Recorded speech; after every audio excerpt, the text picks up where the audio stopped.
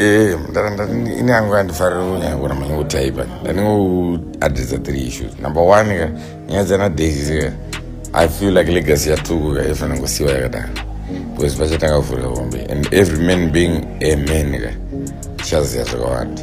Number 2 inini kusapota president I'm not like you in andina kusapota president kuti ndiwane GLE.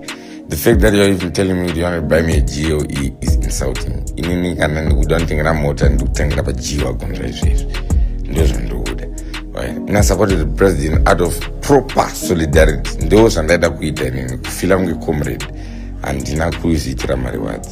So whether ndichatsura vanhu kuvaudza chokwadi chandofila or not, it's not based on the fact that I feel like I can get rewards from the ZANU-PF. I support the ZANU-PF from a point of patriotism. Ndinoto believe kuti madra ndifarira kunyangura manye kutaipa